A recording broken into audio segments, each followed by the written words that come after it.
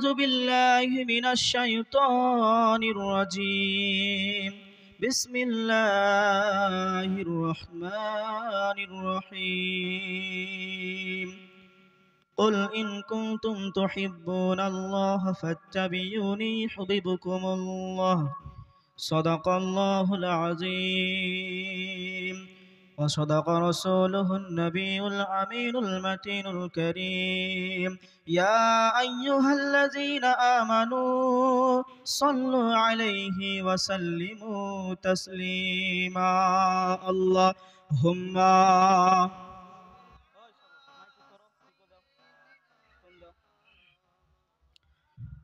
محمد وعلى آله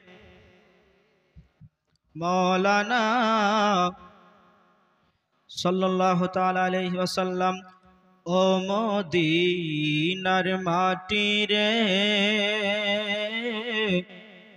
সকল সুখ বুঝি তোর কপালে।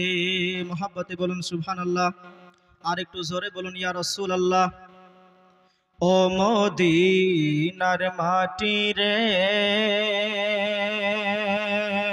সকল সুখ বুঝি তোর কপালে। ও মদিনার মাটি রে সকল সুখ বুঝি তোর কপালে। ও মদিনা রে তোর বুকে আমার নবী, যার লাগি পাগল সবই, যার জন্য হইল সৃষ্টি ত্রিভুবন। মহব্বতে বলুন, নাবির জন্য আমরা হয়েছি না? নাবির জন্য আমরা হয়েছি না? কবি সেদিকে লক্ষ্য করে বলছেন, ও মদিনা রে তোর বুকে আমার নবী, যার লাগি পাগল সবই, যার জন্য সৃষ্টি হইল ত্রিভুবন। ভাবি আমি সারাক্ষণে কখন যাব সেখানে। আপনাদের যেতে মন চায় না? যেতে মন চায় না? সকলের মদিনা যেতে মন চায়। বলছে ভাবি আমি সারাক্ষণে কখন যাব সেখানে, সহে না আর পরানে। ও মদিনার মাটি রে সকল সুখ বুঝি তোর কপালে। ও মদিনার মাটি রে সকল সুখ বুঝি তোর কপালে। ও মদিনা রে পাখি যদি হইতাম আমি, উড়ে উড়ে যেতাম আমি, থাকতো না মনের কোনো যন্ত্রণা। মহব্বতে বলুন, পাখি যদি হইতাম তাহলে ডানা থাকতো, উড়ে উড়ে চলে যেতাম। এখন টাকা নাই, পয়সা নাই, যেতে পারছি না, তাই না বাপ? সকলে যাওয়ার ইচ্ছা আছে, মদিনা যাব, আপনার কাবা শরীফ জিয়ারত করব, আজকে মদিনা জিয়ারত করব, সকলের ইচ্ছা আছে, কিন্তু টাকার বিনিময়ে যেতে পারছি না। তাই কবি বলছে, ও মদিনা রে পাখি যদি হতাম আমি, উড়ে উড়ে যেতাম আমি, থাকতো না মনের কোনো যন্ত্রণা। দেহে নাই পাখায় আমার, সাথে নাই টাকায় আমার, কেমনে কেমনে যাব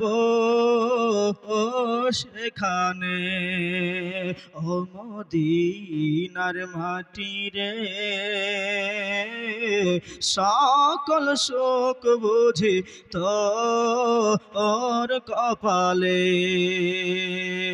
আসুন বাপজিরা, আমার ভাইয়ের, আমার মা বোনেরা, আমার মা খালারা, একটু আপনাদেরকে ওয়াজ শোনায়, কারণ সময় সংকীর্ণ, মাত্র 10 মিনিট সময় দেওয়া হয়েছে বাপ। এই সময়ের মধ্যে আমাকে শেষ করতে হবে। তাই আপনাদের মাঝে আমি একটা কথা বলে যেতে চাই।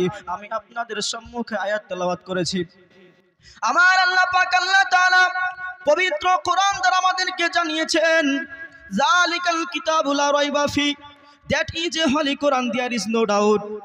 এটা এমন একটা কোরআন, এটা এমন একটা কিতাব যার মধ্যে কোনো রকমের ভুল নাই, সন্দেহ নাই।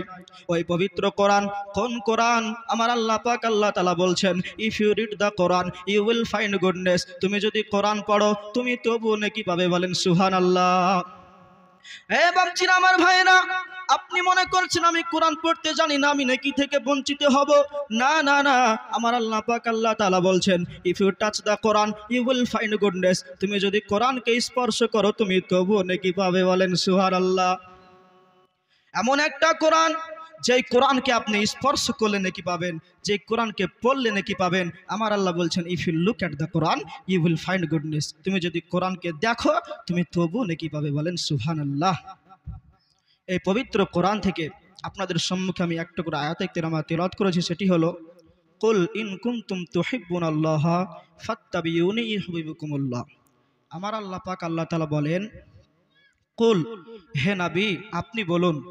আমার আল্লাহ পাক বলছেন নবী মুস্তাফাকে, যে নবী আপনি বলুন, ইন কুনতুম তুহিব্বুনাল্লাহ, যদি তোমরা আল্লাহকে পেতে চাও, আল্লাহকে ভালোবাসতে চাও, ফাত্তাবিউনি, তাহলে কি করো? নবীকে ভালোবাসো, নবীর মোহাব্বত করো, ইউহিব্বুকুমুল্লাহ, তাহলে আল্লাহকে ভালোবাসা হবে, বলেন সুবহানাল্লাহ। এবার আল্লাহকে পেতে গেলে কি করতে হবে? নবীকে ভালোবাসতে হবে। কেন?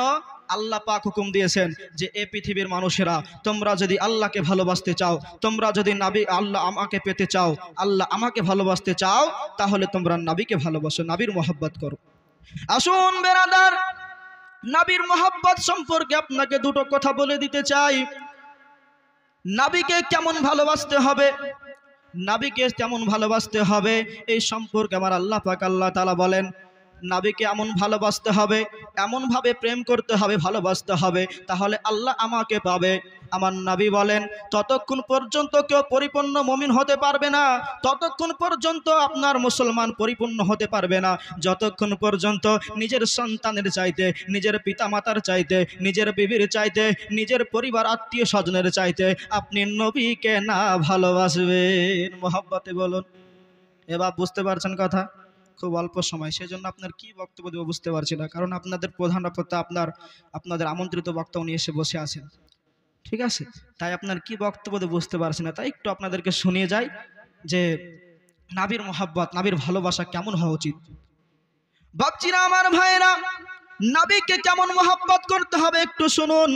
একদিন আপনার একজন সাহাবী, যিনার নাম হলো হযরতে আবু দুজানা, নামটি মনে রাখবেন। কি বললাম? আবু দুজানা।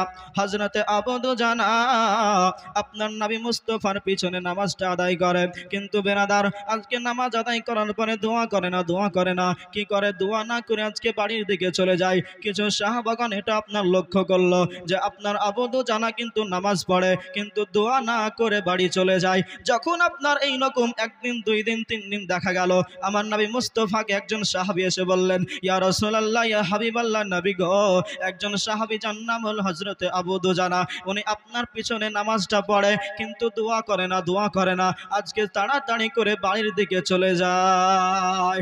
নবী গো, আমার মনে ইচ্ছা জাগলো যে কেন সে বাড়ি চলে যায়, কেন দোয়া করে না, তাই আপনার কাছে এসেছি গো নবী, আপনি একটু দেখুন কেন সে তার দোয়া করে না। নবী মুস্তাফা নাকি বললেন, ওগো আমার সাহাবীরা, তোমরা খামোশ হয়ে যাও, চুপ হয়ে যাও, আমি বিষয়টা দেখছি কি হয়েছে। আপনার বেনাদার একজন সাহাবীকে ডেকে বললেন, ওগো আমার সাহাবী, যাও যাও এই সাহাবীর বাড়িতে যাও, আবু দুজানার বাড়িতে যাও, আর যাওয়ার পর আমার কাছে তাকে ধরে নিয়ে আসো, আজকে ডেকে নিয়ে আসো। এই দেখেন বেনাদার, একজন সাহাবী আবু দুজানার বাড়ি গেলেন, যাওয়ার পর বলছেন, ভাই আবু দুজানা, তোমাকে দয়ার নবী ডেকেছে, একটু চলো। আবু দুজানাকে বলছে যে ভাই তোমাকে একটু নবী মুস্তাফা ডেকেছে, একটু তুমি চলো। হযরতে আবু দুজানা এক কদম দুই কদম করতে করতে নবী মুস্তাফার কাছে আসলেন, আসার পর সালাম পেশ করলেন, আসসালাতু আসসালামু আলাইকা রাসূলুল্লাহ, আমাকে কেন ডেকেছেন হুজুর, একটু বলুন, বলুন আমাকে কেন ডেকেছেন। আমার দয়ার নবী আকা নবী মুস্তাফা হাবিবুল্লাহ সাল্লাল্লাহু তাআলা আলাইহি ওয়াসাল্লাম বলছেন, ও আবু দুজানা, তুমি আমার পিছনে নামাজ পড়ো কিন্তু দোয়া করো না, বিষয়টাকে একটু বলো। আবু দুজানা বলতেছি, ইয়া রাসূলুল্লাহ, ইয়া হাবিবাল্লাহ, নবী গো, আমাকে আপনি ক্ষমা করবেন, ক্ষমা দৃষ্টিতে দেখবেন। আমি আবু দুজানা আপনার পিছনে নামাজটা পড়ি কিন্তু দোয়া করি না। এর কারণ হলো আমার বাড়িতে দুটো সন্তান আছে, কি আছে? দুটো সন্তান আছে, আমার দুটো ছোট ছোট ছেলে আছে। হুজুর, আমি আপনার পিছনে নামাজটা পড়ি দোয়া করি না। এর কারণ হলো আমার বাড়িতে দুটো সন্তান আছে যারা আপনার খুবই অল্প বয়সের, যাদের বুদ্ধি এখনো সম্পূর্ণ হয়নি। আজকে আমি আপনার যখন নামাজ পড়ি, ফজরের নামাজটা পড়ে আপনার দোয়া না করে চলে যাই, আপনার যাওয়ার পরে কি করে, আজকে আমার বাড়ির পাশে একটা খেজুরের গাছ আছে, আর ওই খেজুরের গাছটা হলো একটা ইহুদির। কার বললাম? ইহুদির। ইহুদি আপনার কিন্তু নবীকে চিনে না, কাউকে চিনে না, আপনার তারা হচ্ছে আলাদা মানুষ। তাই বলছে ওই গাছটা হলো ইহুদির। আজকে ইহুদির গাছ আপনার খেজুরগুলো, ওই একটা দুটা খেজুর আমার বাড়ির উপরে পড়ে, আর ওই খেজুরগুলো আমার এই ছোট ছোট সন্তান আজকে কিছু বুঝে না, তাদের বুদ্ধি হয়নি, ওই খেজুরগুলো বা কুড়িয়ে খেতে যায়। আর যখন কুড়িয়ে খেজুরগুলো খেতে যায় গো নবী, ওই আপনার ইহুদি এতটাই জালেম, এত আপনার বদমাশ একটা লোক, ওই আপনার যখন খেজুরগুলো আমার ছোট ছোট সন্তান খেতে যায়, তখন আপনার হাত থেকে ছিনিয়ে নিয়ে আজকে তাকে মারতে শুরু করে দেয়। তাই ইয়া রাসূলুল্লাহ, ইয়া হাবিবাল্লাহ, নবী গো, আর যখন হাত থেকে ছিনিয়ে নিয়ে আজকে তাকে মারতে শুরু করে, আমি পিতা হয়ে এটা সহ্য করতে পারি না গো নবী। তাই আমি আজকে কি করি, আমি আপনার পিছনে ফজরের নামাজটা আদায় করি, আর দোয়া করতে গেলে আজকে বিলম্ব হয়ে যাবে, দেরি হয়ে যাবে, আমার সন্তানেরা ঘুম থেকে উঠে ওই খেজুরগুলো খেতে যাবে। তাই নবী গো, আমি আপনার পিছনে নামাজটা পড়ি, আর তাড়াতাড়ি করে যাওয়ার পরে ওই খেজুরগুলোকে কুড়িয়ে ওই ইহুদির বাড়িতে গিয়ে দিয়ে আসি, আর আমার ছেলেরা যেন জানতেও না পারে, আজকে ঘুম থেকে উঠে যেন খেজুর না খেতে যায়, আর ওই ইহুদির কাছে জানে লাঞ্ছিত না হতে হয় গো নবী। ইয়া রাসূলুল্লাহ, ইয়া হাবিবাল্লাহ, নবী গো, এর জন্য আমি আপনার পিছনে নামাজ পড়ি কিন্তু দোয়া না করে বাড়ির দিকে চলে যাই। আমার নবী মুস্তাফা হাবিবুল্লাহ সাল্লাল্লাহু তাআলা আলাইহি ওয়াসাল্লাম বললেন, ঠিক আছে, ওই ইহুদিকে আমার কাছে ডেকে নিয়ে আসো। ইহুদিকে ডাকা হলো, সংক্ষেপে বলছি বাবা, একটু আপনার সময় কম, তার জন্য আপনার ইহুদিকে ডাকা হলো। ইহুদিকে বলা হলো যে, ওই ইহুদি তুমি বলো, ওই একটা খেজুর গাছের বিনিময়ে আজকে আমি তোমাকে জান্নাতে একটা খেজুর গাছ দেব। আমার নবী মুস্তাফা যখন এই কথা বললেন, ইহুদি বলছে, না না না, হবে না, হবে না, আমি আমার খেজুর গাছ দিতে পারবো না, আর জান্নাত তো আমি বুঝি না। আপনার ইহুদি মানুষ ছিল, নবীকে চিনে নাই, নবীকে জানে নাই। আপনার ইহুদি বলল, না না না, আমি দিতে পারবো না। যখন ইহুদি নারাজ হয়ে গেল, আপনার পাশ থেকে আবু বকর সিদ্দিকের ঘটনা আপনারা দেখতেছিলেন, আজকে শুনতেছিলেন যে ওই কি করতেছিল। আমার আকা নবী মুস্তাফার কথা যখন আপনার ফেলিয়ে দিলেন ইহুদি, আমার আবু বকর সিদ্দিক বলছেন, দাঁড়া, তোকে আমি দেখছি। আপনার আবু বকর সিদ্দিক এক কদম দুই কদম করতে করতে ইহুদির বাড়ি গেলেন, আর যাওয়ার পরে বলছে, ভাইজান একটু শোনো শোনো শোনো, ওই খেজুর গাছটা তুমি কার বিনিময়ে দিবে বলো। বলছে, আমি কিনো তো বিনিময়ে দেব না। যখন আপনার এই কথা বলেছে, আবু বকর সিদ্দিক বলছে, শোনো ভাই, আমার একটা খেজুরের বাগান রয়েছে, সেখানে 300-এর বেশি একটা খেজুর গাছ আছে। কত বললাম? 300-এরও বেশি আপনার একটা বাগান রয়েছে। ওই 300টা বাগানের খেজুর গাছ আমি তোমাকে দিয়ে দেব। এই একটা খেজুর গাছ ওই সন্তান দুটোর নামে করে দাও, তবে আমি তোমাকে আমার 300টা বাগান দিয়ে দেব। ইহুদি যখন আপনারা এই কথা শুনেছেন যে একটা খেজুর গাছের বদলে 300টা খেজুর গাছ দেবে, ইহুদি কোনো মতে বিশ্বাস করতে পারে না। না না না, আপনি হয়তো আমার সাথে মজা করছেন। আবু বকর সিদ্দিক ডাক দিয়ে বলেন, না না না, আমি তোমার সাথে কোনো মজা করছি না, আমি তোমাকে সত্য সত্য বলছি। তুমি বলো, ওই একটা খেজুর গাছ সন্তানগুলোর নামে দিবে কিনা? তুমি যদি দিয়ে দাও, আমি তোমাকে আমার 300টা খেজুর গাছ দিয়ে দেবো, কোনো অসুবিধা হবে না। ঠিক আছে, কাগজপত্র নিয়ে আসো, সহি করে দাও, সিগনেচার করে দাও। এখন আপনার কিছু নিতে গেলে আগে সিগনেচার করতে হয়, আপনার আগে দলিলটা আপনার লেখা হয়, তারপরে বলা হয় যে অমুক জায়গায় আপনার দিব, বলা হয় কিনা? হয় বেরাদার? ওইভাবে আপনার লেখা হলো যে একটা খেজুর গাছের বদলে 300টা খেজুর গাছ দেওয়া হবে। আপনার সিগনেচার হয়ে গেল, সই হয়ে গেল, সিল হয়ে গেল, সমস্ত কিছু চুক্তিপত্র হয়ে গেল। আপনার আবু বকর সিদ্দিক ওই 300টা খেজুর গাছ একটা খেজুর গাছের বিনিময়ে আপনার লিখে দিলেন। এবার আমার আবু বকর সিদ্দিক এক কদম দুই কদম করতে করতে নবী মুস্তাফার কাছে আসছেন। আসার পর বলছেন, ইয়া রাসূলুল্লাহ, ইয়া হাবিবাল্লাহ, নবী গো, আমি আপনার কথা অনুযায়ী ওই একটা খেজুর গাছ ওই সন্তানগুলোর নামে করে দিয়েছি গো নবী, আমার জন্য কি একটু দোয়া হবে না? আবু বকর সিদ্দিক মোহাব্বত দেখছে, একটা খেজুর গাছের বদলে 300টা খেজুর গাছ আপনার দিয়ে দিলেন। আবু বকর সিদ্দিক যখন আপনার নবীকে এই কথা বলছেন, আমার নবী মুস্তাফা একটু মুচকি হেসে বলছে, আবু বকর, কোনো চিন্তার কারণ নেই, কোনো টেনশনের কারণ নেই। আমি নবী মুস্তাফা, আমি হলাম রহমাতুল লিল আলামিন। আমার আল্লাহ হলেন রব্বুল আলামিন, আমার নবী হলেন রহমাতুল লিল আলামিন। একটু জোরে বলা যাবে কি? একটু আরেকটু জোরে বলতে হবে। বেরাদার, আবু বকর সিদ্দিক একটা খেজুর গাছের জন্য 300টা খেজুর গাছ দিয়ে দিলেন।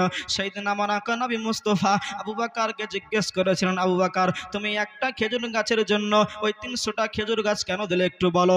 আবু বকর সিদ্দিক সেদিন বলেছিলেন, ইয়া রাসূলুল্লাহ, ইয়া হাবিবাল্লাহ, নবী গো, আপনি যখন ওই ইহুদির সাথে কথা বলছিলেন তখন আপনি একটা কথা বলেছিলেন যে ওই একটা খেজুর গাছ যদি ওই সন্তানগুলোর নামে করে দিতে পারে, আমি তার জন্য জান্নাতে সুপারিশ করে আমি জান্নাতে তার জন্য একটা খেজুর গাছ রেখে দেব। নবী গো, ওই কথাটা আমার স্মরণে ছিল, ইয়াদে ছিল গো নবী। তাই আমি আবু বকর আমার একটা খেজুর গাছ ওই সন্তানগুলোর নামে করার জন্য আমার 300টা খেজুর গাছ আমি দিয়ে দিয়েছি, কোনো অসুবিধা হবে না। আমার নবী মুস্তাফা আবু বকরকে ডেকে বলেছিল, আবু বকর, তুমি আমাকে এতটা মোহাব্বত করে বললে? হ্যাঁ। আবু বকর সিদ্দিক সেদিন বলেছিলেন, ইয়া রাসূলুল্লাহ, ইয়া হাবিবাল্লাহ, নবী গো, ওই ইহুদি যদি 300টা খেজুর গাছ না আমার জানের বিনিময়ে ওই একটা খেজুর গাছ ওই সন্তানগুলোর নামে করত, আমি আবু বকর আমার জানটা দিয়ে দিতাম। একটু জোরে বলা যাবে কি? এই সুবহানাল্লাহ একটু জোরে বলতে হবে বাপ। সময় সংকীর্ণতায় আমি লম্বা চওড়া করব না, কিন্তু বেরাদার এই অংশটুকু আপনাদের কেন বললাম, এই আপনার কথাটা কেন আপনাদেরকে বোঝাতে চাইলাম যে নাবির মোহাব্বত কি জিনিস একটু বুঝুন রে বাবা। নাবির ভালোবাসা, নাবির মোহাব্বত কি জিনিস একটু বুঝুন। আবু বকর সিদ্দিক নিজের জান পর্যন্ত দিতে রাজি ছিলেন, কিন্তু ওই একটাই আশা ছিল। কি আশা ছিল? সেটা হলো জান্নাতে একটা খেজুর গাছ হবে। আবু বকর সিদ্দিক সেদিন বলেছিলেন, আবু বকর সিদ্দিক বললেন, ঠিক আছে ইয়া রাসূলুল্লাহ, ইয়া হাবিবাল্লাহ, এবার আমার জন্য একটু আপনি দোয়া করে দেন। আমার নবী মুস্তাফা সেদিন বলেছিলেন, আবু বকর, তোমার জন্য আমাকে দোয়া করতে হবে না, আল্লাহ পাক আল্লাহ তাআলা জান্নাতে তোমার জন্য একটা নয় একাধিক খেজুর গাছ তৈরি করে রেখেছে। জোরে বলুন। এই ছিল আবু বকর। নবীকে কতটা মহব্বত করত আবু বকর, এটা আপনার বলা সম্ভব নয়। আবু বকর নিজের জান পর্যন্ত রাজি ছিলেন, কিন্তু নবীর মহব্বত কোনোদিন ছাড়েননি। এইরকম সাহাবীগণ যে আপনি দেখতে যান, হযরতে বেলাল জিনার নাম ছিল, আপনার উনিও কতটা মহব্বত করতেন আপনারা শুনে রেখেছেন। হযরতে বেলাল নিজের জান দিতে রাজি ছিলেন, নিজের জান দিয়েছেন, কিন্তু নবীর ভালোবাসা ছাড়েনি। নবীর মহব্বত আপনাদেরকে করতে হবে বাপ। বলার উদ্দেশ্য হলো, নবীর মুহাব্বত যদি আপনার অন্তরে না থাকে, আপনি কখনো পরিপূর্ণ মুসলমান হতে পারবেন না। পারবেন না বাপ। কেননা আমার আল্লাহ পাক আল্লাহ তাআলা বলেছেন, ও পৃথিবীর মানুষেরা, ও পৃথিবীর জন যুবকেরা, ও মুমিনদার মুসলমানেরা, তোমরা নবীকে ভালোবাসো, আর নবীকে যদি ভালো না বাসতে পারো, আমি আল্লাহ তোমাদের ভালোবাসবো না। কথা বলেন ঠিক কিনা? বোঝা গেল বাপ? আমি অল্প সময়ে আপনাদের সম্মুখে এসেছি, তাই লম্বা চওড়া করব না বাপ। বলার উদ্দেশ্য হলো, আপনাদেরকে নবীর মোহাব্বত অন্তর রাখতে হয় বাপ। আপনারা জালসা করেন, আজকে জীবনে করেন, কোনো অসুবিধা নাই, কিন্তু নবীর মোহাব্বতটা অন্তরে রাখুন। কেননা নবীর মোহাব্বত যদি আপনাদের অন্তরে না থাকে, আপনি পরিপূর্ণ মুসলমান হতে পারবেন না। কারণ হাদিসের মধ্যে এসেছে, যতক্ষণ পর্যন্ত আপনার বিবি বাচ্চার থেকে, আপনার সন্তানের থেকে, আপনার নিজের চাইতে বেশি আপনি নবীকে মোহাব্বত না করবেন, ততক্ষণ পর্যন্ত আপনি মুসলমান হতে পারবেন না, মুমিন হতে পারবেন না। তাই বিরাদারান ইসলাম, আপনাদেরকে বলে যেতে চাই, আমি অধম ওলিউল্লাহ হাসান আপনাদেরকে বলতে চাই, আজকে নবীর মোহাব্বতটা আপনার অন্তরে রাখুন। কেননা নবীর মোহাব্বত যদি আপনার অন্তরে না থাকে, আমার আল্লাহকে আপনি কখনো পাবেন না, আর জান্নাত তো দূরে থাক। কিন্তু বিরাদার, আপনি যদি নবীকে মোহাব্বত করে নিতে পারেন, নবীকে ভালোবেসে নিতে পারেন, আপনার অন্তরে যদি নবীর প্রেম গেঁথে যায়, আমার আল্লাহ বলে আমি তার হয়ে যাব। বলেন সুবহানাল্লাহ। তাই বলছেন নবী ছাড়া খোদা পাবে না গো দিবানা, নবী ছাড়া খোদা পাবে না, নবী ছাড়া আল্লাহ পাবে না গো দিবানা, নবী ছাড়া খোদা পাবে না। আরেকজন কবি বলছে, ও গো আল্লাহকে পাইতে গেলে দরুদ পড়ো দেলে দেলে গো। মোহাব্বতে বলুন কি করতে হবে? আল্লাহকে পাইতে গেলে নবীর প্রতি দরুদ পড়তে হবে। নবীর প্রতি দরুদ পড়া যাবে না বাপ? অবশ্যই যাবে। তাই কবি বলছেন, ওগো আল্লাহকে পাইতে গেলে আরে দরুদ পড়ো দেলে দেলে গো, দরুদ পড়ো দিলে দিলে। আল্লাহকে পাইতে গেলে দরুদ পড়ো দিলে দিলে। ছন্দের মাধ্যমে কবি বলছেন, যদি নাবিকে পেতে যাও তাহলে দরুদ পড়ো, সালাম পড়ো। কেননা আমার আকা নবী মুস্তাফা হাবিবুল্লাহ সাল্লাল্লাহু আলাইহি সাল্লাম বলেছেন, যে ব্যক্তি আমার প্রতি বেশি বেশি দরুদ পাঠ করবে, তাকে আমার জন্য আজকে জান্নাতে তার জন্য সুপারিশ করে আমি তাকে জান্নাত নিয়ে যাবো। বলেন সুবহানাল্লাহ। তাই কবি বলছেন, ওগো আল্লাহকে পাইতে গেলে আরে দরুদ পড়ো দেলে দেলে গো। কেন? দরুদের মালা জপলে পারে, দরুদের মালা জপলে পারে জান্নাত হবে আস্তানা। আমরা নবীর পাগল দিবানা। একটু বলুন আমার সাথে সাথে, আমি ছেড়ে দেবো এখন, আপনাদের বক্তা এসেছে, এই কলিটা বলে শেষ করে দিব। বলেন, আমরা নবীর পাগল দিবানা গো। মহাব্বতে বলুন না সবাই, একটু বলুন।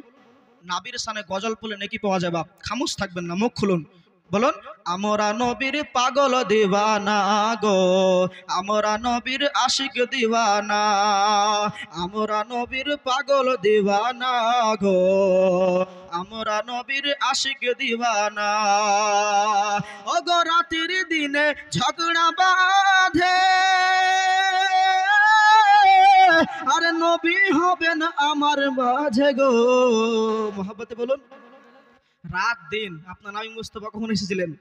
সুবহ সাদিক, সকালবেলায়। তো রাত আপনার বলছে নবী মুস্তাফা পৃথিবীর জমিনে আগমন করবেন, তো রাত বলছে ইয়া রব্বুল আলামিন আজকে নবীকে আমার মাঝে পাঠান, দিন বলছে নবীকে আমার মাঝে পাঠান। যে দুজনে মিলে ঝামেলা করছে। তাই কবি বলছে, ওগো রাতের দিনে ঝগড়া বাঁধে, আরে নবী হবেন আমার মাঝে গো।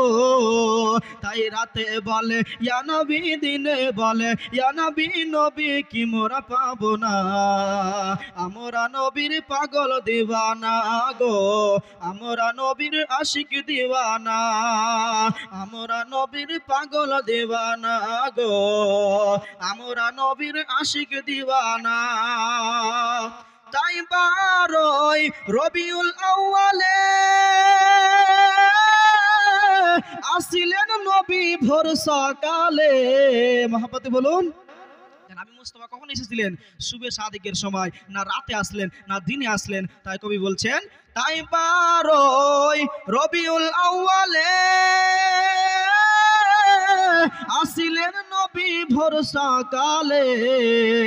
তাই বিশ্ব নবীর আগমনে, নূর নবীজির আগমনে দুঃখ কারো রইল না। আমরা নবীর পাগল দিবানা গো, আমরা নবীর আশিক দিবানা, আমরা নবীর পাগল দিবানা গো, আমরা নবীর আশিক দিবানা। যাই হোক ব্রাদার ইসলাম, আপনাদের সম্মুখে খুবই অল্প সময়ের জন্য আমি এসেছিলাম, কারণ দেখতে পাচ্ছেন আপনাদের যিনি দাওয়াত করা বক্তা তিনি আপনার এসে বসে আছেন। তাই আমি বিলম্ব করব না। আপনারা অনেকেই হয়তো জানতেন না যে আমি এখানে ওয়াজ করতে আসব।